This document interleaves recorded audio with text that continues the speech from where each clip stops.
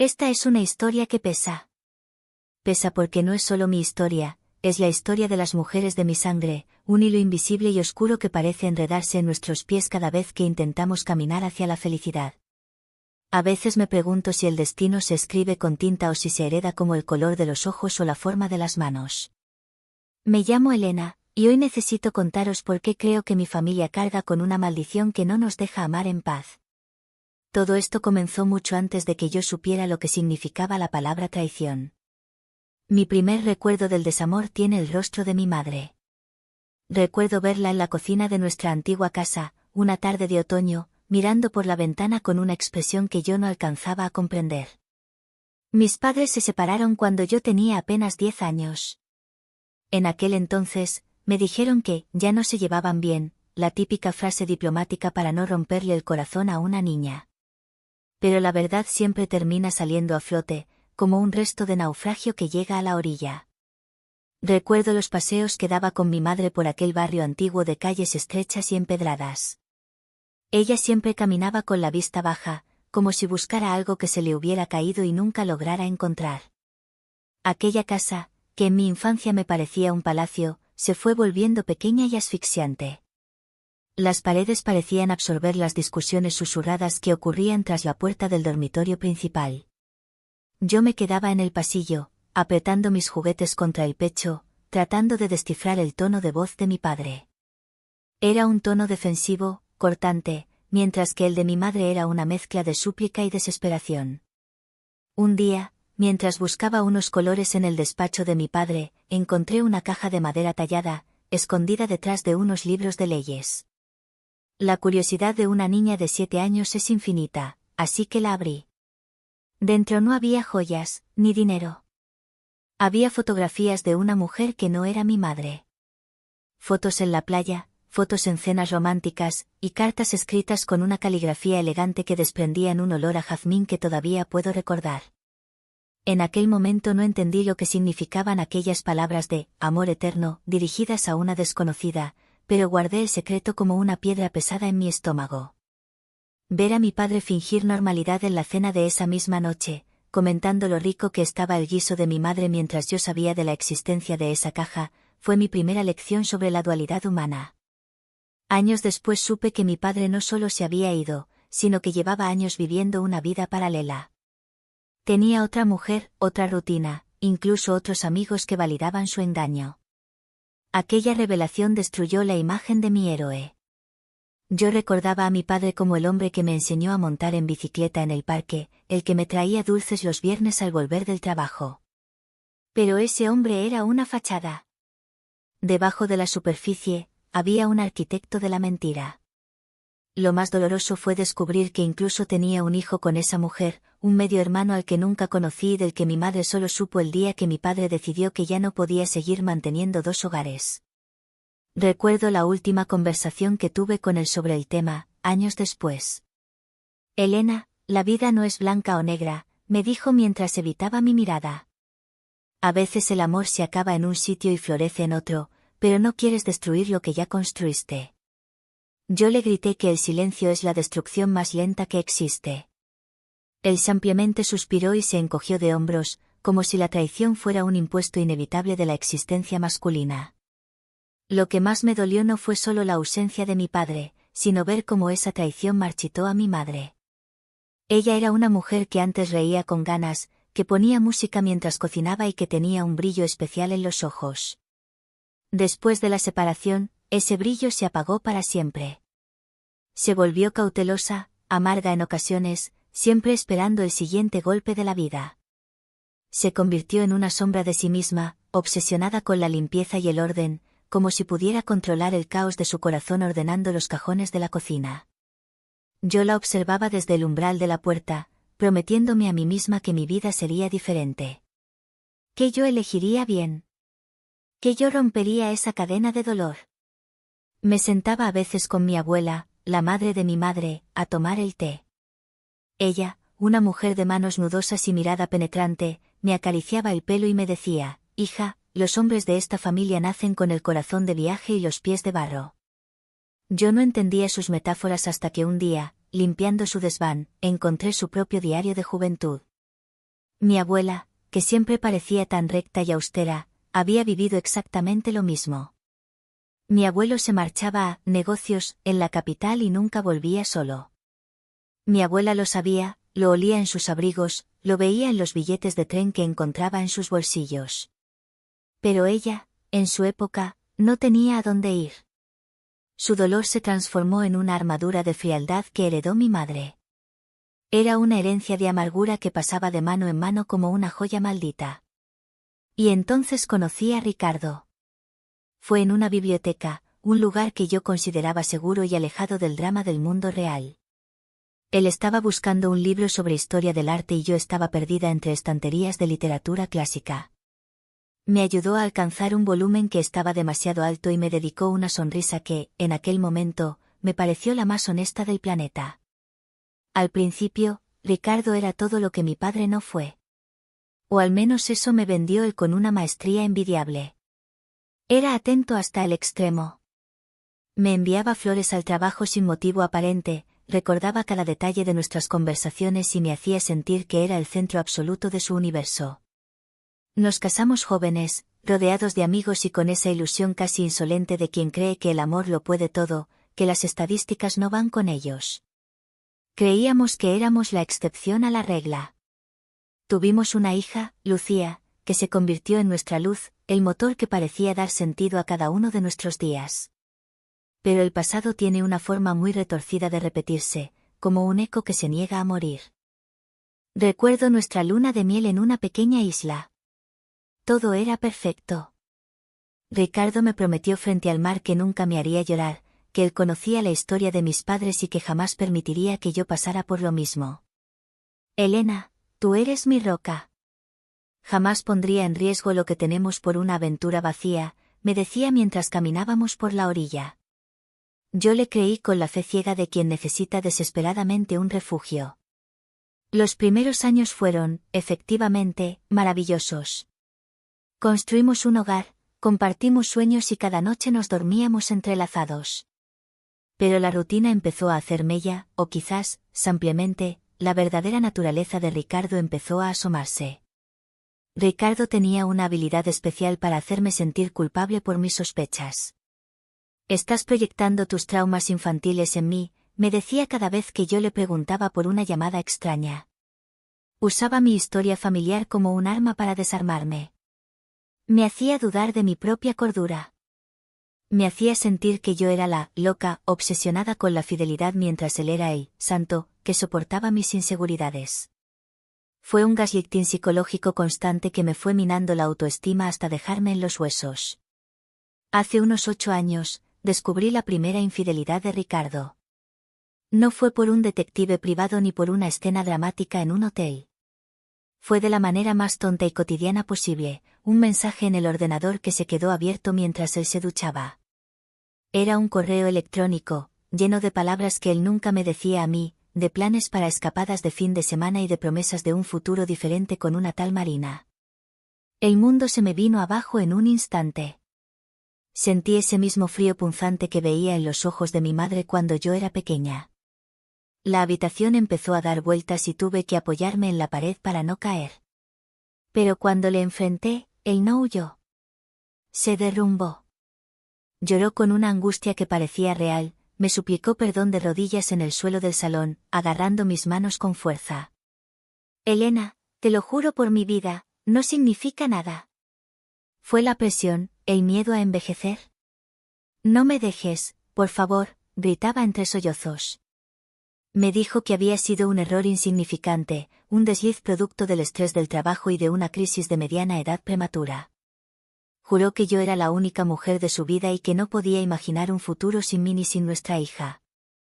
Y yo, por miedo a repetir la soledad de mi madre, por mantener a la familia unida en una foto perfecta, y por esa estúpida esperanza de que él cambiaría, le perdoné. Ese fue mi primer error, el más grave de todos. Porque cuando perdonas una traición sin que haya un cambio real en los cimientos de la persona, lo que estás haciendo en realidad es darle permiso al otro para que lo vuelva a hacer. Le enseñas que tu dolor tiene un precio y que él puede pagarlo con unas cuantas lágrimas y promesas vacías. Le enseñas a ser más cuidadoso, a borrar el historial, a usar contraseñas más complejas, pero no a ser leal. Y así fue. Durante años, la historia se repitió como un bucle infinito. Pequeñas señales empezaron a aparecer de nuevo, llegadas tarde injustificadas, llamadas que se cortaban cuando yo entraba en la habitación, un olor a un perfume extraño en sus camisas que mi nariz, ya entrenada por la paranoia, detectaba al segundo. Hubo una vez que incluso encontré un ticket de una joyería de una ciudad a la que él supuestamente no había ido. Cuando le pregunté, tuvo la desfachatez de decirme, es que quería darte una sorpresa por nuestro aniversario, pero al final devolví el collar porque pensé que no te gustaría el cierre. ¿Ves cómo siempre piensas mal? Y yo, una vez más, decidí creer la mentira porque la verdad era demasiado dolorosa para soportarla sola. Me sentía como un detective privado en mi propia casa. Revisaba los bolsillos de sus chaquetas con el corazón latiendo a 1000 por hora, odiándome a mí misma por hacerlo, pero incapaz de parar. Encontraba cosas, envoltorios de caramelos de marcas que no comprábamos, recibos de parking de zonas que no frecuentaba, una vez incluso un pendiente de bisutería barata en la alfombra del coche. Él siempre tenía una respuesta. El pendiente era de la mujer de un compañero de trabajo que se lo dejó olvidado. El ticket del parking era porque se perdió buscando una dirección. Su capacidad para inventar ficción era superior a la de cualquier novelista. La frialdad en la cama se volvió la norma, un desierto donde antes había fuego. Cada vez que le pillaba en un renuncio, había una escena predecible, el drama, el perdón, las flores y un regreso a la normalidad de cristal que se rompía con el más mínimo soplo de viento. Me convertí en una experta en el arte de la negación. Aprendí a ignorar lo evidente para no romper el frágil equilibrio de mi hogar. Me convencí a mí misma de que, todas las parejas tienen problemas, y de que el sacrificio de mi dignidad valía la pena para que Lucía creciera en una familia con un padre presente. Me decía que mi madre se había rendido demasiado pronto y que yo era más fuerte, que yo podía salvar a Ricardo de sus propios impulsos. ¡Qué equivocada estaba! Estaba cavando mi propia tumba emocional. Lo más irónico es que yo misma empecé a aislarme de mis amigas para no tener que mentirles. No quería que me preguntaran cómo estábamos, porque no sabía si podía mantener la fachada sin que se me quebrara la voz. Me volví solitaria, refugiada en los libros y en el cuidado obsesivo de Lucía, tratando de compensar con mi amor maternal el vacío que dejaba la ausencia emocional de su padre. Mamá, ¿por qué papá siempre está cansado?, me preguntaba ella a veces. Es el trabajo, cielo, trabaja mucho para que no nos falte nada, respondía yo, convirtiéndome en cómplice de su mentira. Pero el destino, que a veces parece disfrutar con la simétrica crueldad del dolor, tenía guardada la carta más amarga para el día de hoy. Esta tarde, la puerta de casa se abrió de golpe, con un estrépito que me hizo saltar del sofá donde estaba intentando leer. Era Lucía. Mi niña, que ya tiene 18 años y que empezaba a vivir su primer gran amor con un chico llamado Pablo. Pablo parecía el yerno ideal, era educado, venía a cenar con nosotros casi todos los fines de semana, hablaba de su carrera de arquitectura con una pasión contagiosa.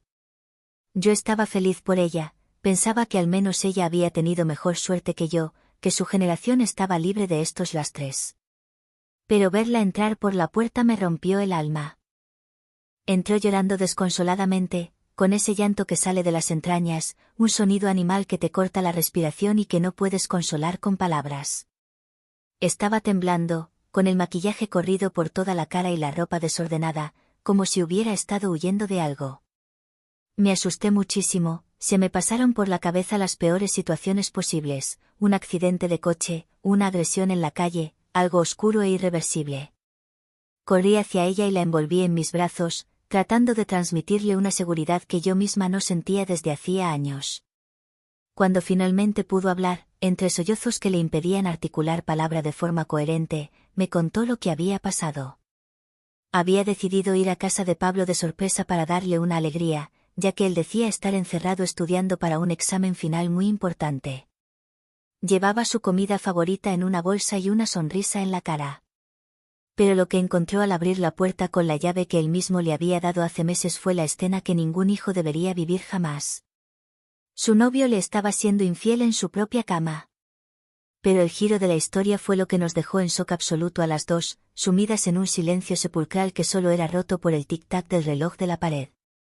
No estaba con otra chica. Estaba con su mejor amigo, Sergio, el chico que pasaba tardes enteras en nuestra casa jugando a la consola, el que se sentaba a nuestra mesa como uno más de la familia y al que Lucía consideraba casi como un hermano, su confidente. Resulta que a Pablo también le gustaban los hombres, y había decidido explorar esa parte de su identidad traicionando la confianza de la persona que más le quería en el mundo. La doble vida, la mentira sostenida durante casi 2 años, la traición por partida doble, la de su pareja y la de su mejor amigo. Lucía me contaba, entre náuseas de asco, cómo Pablo intentó justificarse y Lucía, escúchame. No es lo que parece. Sergio y yo, es una conexión distinta, no tiene nada que ver con lo que siento por ti. Tú eres la mujer de mi vida, esto es solo, físico. Las mismas frases vacías, los mismos argumentos egoístas que yo había escuchado de boca de Ricardo tantas veces, solo que con un matiz diferente. La esencia de la traición era la misma, el derecho que se arrogan algunos de tenerlo todo a costa de la paz mental de los demás. Mamá, me miró a la cara y tuvo el valor de decirme que me quería mientras Sergio se vestía en el fondo de la habitación, me decía Lucía con una voz quebrada que me recordaba a la de mi madre cuando encontró aquellas cartas en el despacho. Me siento sucia, mamá. Siento que toda nuestra relación ha sido un decorado de cartón piedra. Sergio me sonreía en la cena de la semana pasada mientras sabía que se acostaba con mi novio. ¿Cómo puede la gente ser tan malvada? Esa pregunta me golpeó en el pecho. ¿Cómo puede la gente ser tan malvada? Yo no tenía una respuesta, solo tenía un historial de cicatrices que se abrían de nuevo al verlas de ella. Me di cuenta de que Lucía no solo estaba sufriendo por la pérdida de un novio, sino por la demolición de su realidad. Todo lo que ella creía sólido, la amistad de Sergio, el amor de Pablo, se había evaporado en un segundo, dejando solo el rastro amargo de la mentira. Ver a mi hija rota de esa manera, con la misma mirada de desolación total que tuvo mi madre y que he tenido yo tantas veces frente al espejo antes de maquillarme para salir a cenar con un mentiroso, me ha hecho despertar de un letargo de décadas. Sentí un clic físico en mi cabeza, como si una pieza oxidada finalmente encajara. 3 generaciones de mujeres unidas por la misma herida abierta, sangrante y profunda, la traición de los hombres en los que confiamos nuestra vida y nuestra vulnerabilidad.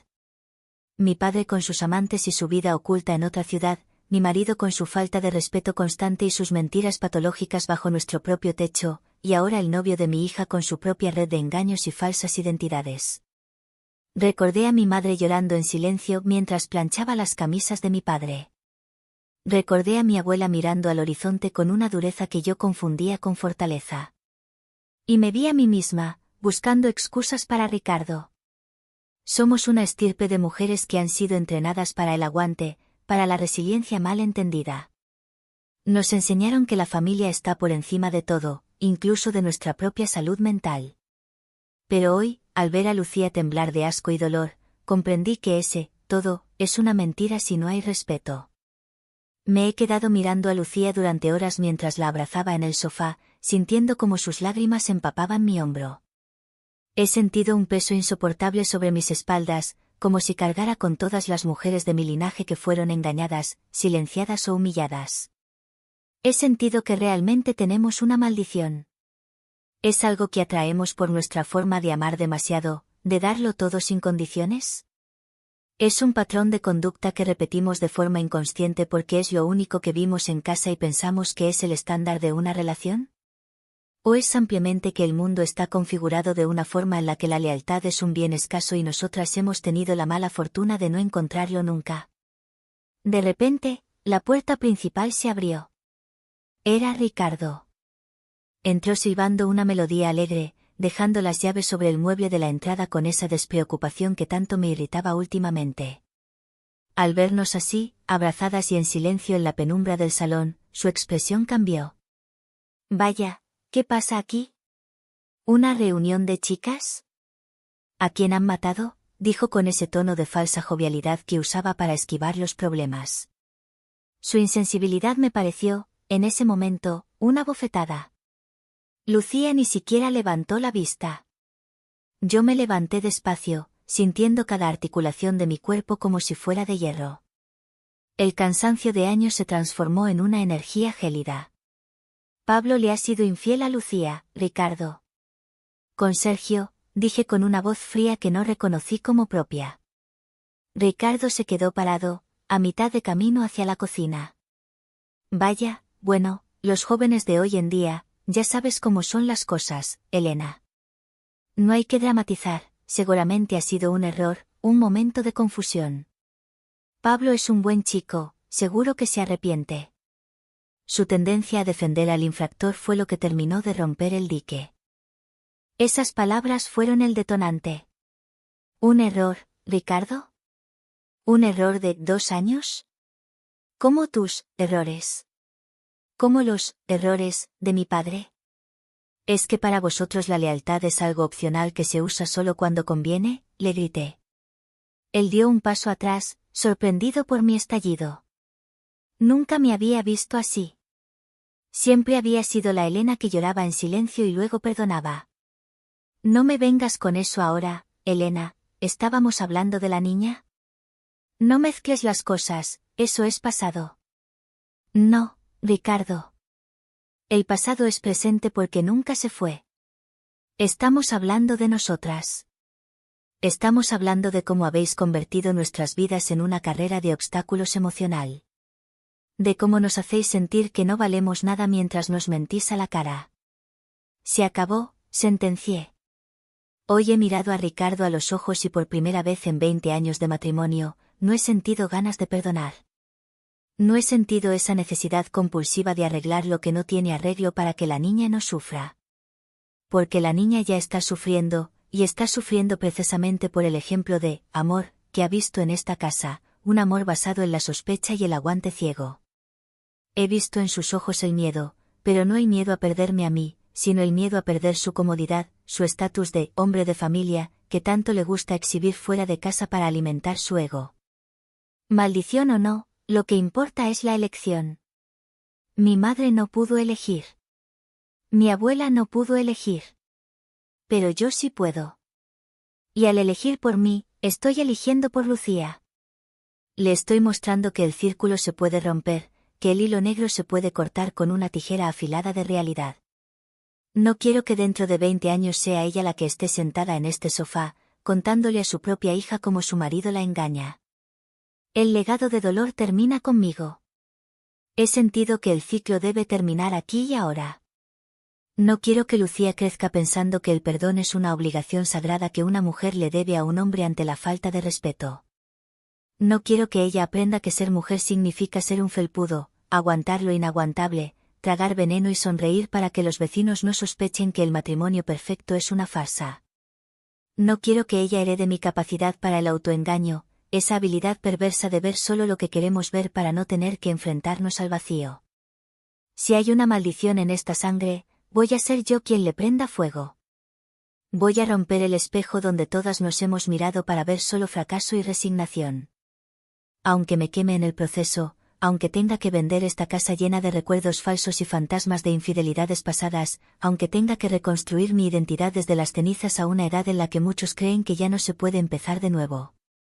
Prefiero una soledad digna que una compañía que me insulta cada vez que me mira a la cara fingiendo que me quiere. Esta noche hay mucho silencio en nuestra casa. Un silencio que no es de paz, sino de guerra fría, de esa calma que precede a la tormenta que lo arrasa todo para dejar el terreno limpio. Lucía duerme por fin, gracias a un sedante suave, agotada por el dolor físico que provoca la traición en el pecho, ese dolor que se siente como si te hubieran arrancado un trozo de pulmón. Ricardo está en la cocina, lo oigo abrir la nevera, oigo el hielo caer en el vaso. Probablemente esté bebiendo whisky y esperando que se me pase el enfado, convencido de que mañana volveré a ser la de siempre, la Elena que prepara el desayuno y olvida. Pero se equivoca. Mañana no habrá Elena sumisa. Mañana habrá una mujer que ha decidido que su dignidad no tiene precio. He empezado a hacer una lista mental de las cosas que necesito. Mañana mismo hablaré con un abogado, uno que no conozca a Ricardo. No quiero nada de él, solo mi libertad y la tranquilidad de mi hija. He recordado una frase que mi madre me dijo una vez antes de morir, cuando ya apenas tenía fuerzas en su cuerpo marchito por el cáncer y la tristeza: Elena, no esperes a que sea demasiado tarde para ser tú misma. Yo me morí por dentro mucho antes de que el corazón dejara de latir. En aquel entonces pensé que era el delirio de una enferma. Hoy es la verdad más grande que he escuchado jamás. Me he pasado la noche en vela, mirando las sombras en el techo. Pensando en todas las veces que dije, estoy bien, cuando sentía que me ahogaba. Pensando en todas las cenas en las que sonreía a los amigos de Ricardo mientras sabía que él me estaba mintiendo. ¡Qué desperdicio de vida! ¡Qué desperdicio de energía! Pero no voy a lamentarme más. El lamento es para los que no tienen salida, y yo acabo de encontrar la puerta de emergencia. Me he dado cuenta de que el amor de verdad no debería doler de esta manera. El amor no es una vigilancia constante del teléfono móvil, ni un perdón infinito que te va vaciando por dentro hasta dejarte hueca, ni una humillación aceptada en nombre de una institución llamada familia. La única forma de romper una maldición familiar no es rezar, ni esperar un milagro de redención, ni intentar cambiar a un hombre que no quiere cambiar porque se siente cómodo en su impunidad. La única forma es dejando de participar en el juego macabro. Es levantarse de la mesa, tirar las cartas marcadas y decir con voz firme, sin que te tiemble el pulso: se acabó. Ya no juego más a vuestras reglas. Mañana será un día difícil, lo sé. Habrá gritos de Ricardo, habrá victimismo, habrá más lágrimas de las que creía posibles y habrá una maleta que llenar con lo poco que queda de mí misma para empezar de cero. Pero por primera vez en mucho tiempo, siento que el aire entra en mis pulmones de forma diferente, más puro, más frío, más real. No sé qué nos depara el futuro a Lucía y a mí en este mundo incierto, pero sé que no habrá más mentiras bajo este techo, ni más secretos escondidos en cajas de madera tallada. Vamos a sanar, paso a paso, lejos de la sombra de los hombres que no supieron estar a la altura de nuestro amor ni de nuestra integridad básica. He decidido que Lucía y yo nos iremos unos días a la casa de la playa que heredé de mi abuela. Allí, donde el aire huele a sal y el ruido de las olas apaga los pensamientos intrusivos, empezaremos a hablar. De verdad. Sin secretos. Le contaré toda la historia de mi abuela y de mi madre, no para asustarla, sino para que entienda que ella no es el problema. El problema es una estructura de mentiras que hemos permitido durante demasiado tiempo. A todas las que estáis escuchando esto y sentís que vuestra historia se parece a la mía, que vivís en una casa llena de silencios, sospechas y un vacío que el dinero no llena, no esperéis a que el hilo se enrede más. El poder de cortar la cuerda siempre ha estado en nuestras manos, solo que nos hicieron creer desde niñas que necesitábamos una invitación o un permiso especial de la sociedad para hacerlo. Hoy, yo me doy mi propia invitación a la libertad. Porque la verdadera maldición no es que ellos nos mientan, la verdadera maldición es que nosotras decidamos seguir creyéndoles por miedo a la soledad o al que dirán. Después, siempre es mejor que vivir una mentira que te está matando lentamente por dentro. Me miro las manos en el reflejo de la ventana y veo las de mi madre. Ella nunca pudo irse. Se quedó atrapada en ese rencor silencioso hasta el día de su muerte, lavando camisas que olían a otra mujer y fingiendo que no pasaba nada en las cenas de Navidad para que los nietos estuvieran felices. Yo no voy a terminar así. No voy a ser un mueble más en esta casa de espejos rotos. Voy a llevar a Lucía a ver el mar, a un mar de verdad, inmenso y libre, no a uno de fotos guardadas en cajas secretas. Vamos a aprender a estar solas hasta que aprendamos a estar bien acompañadas, si es que eso existe fuera de los cuentos de hadas que nos vendieron. Pero mientras tanto, el silencio de esta casa mañana empezará a sonar a victoria. A una victoria amarga, pero por fin, mía. Siento una paz extraña. Es la paz de quien ha decidido dejar de luchar una guerra que no es suya. Ricardo puede quedarse con sus mentiras, con sus amantes de turno y con su vida de cartón piedra. Yo me quedo conmigo. Me quedo con mi hija. Me quedo con la verdad, por muy dura que sea. Porque la verdad es lo único que puede hacernos libres de verdad. Mañana, cuando el sol salga, empezaré a empacar. No llevaré mucho, solo lo esencial, mi dignidad, mi amor por Lucía y la esperanza de que este sea el último capítulo de la maldición de las mujeres de mi sangre.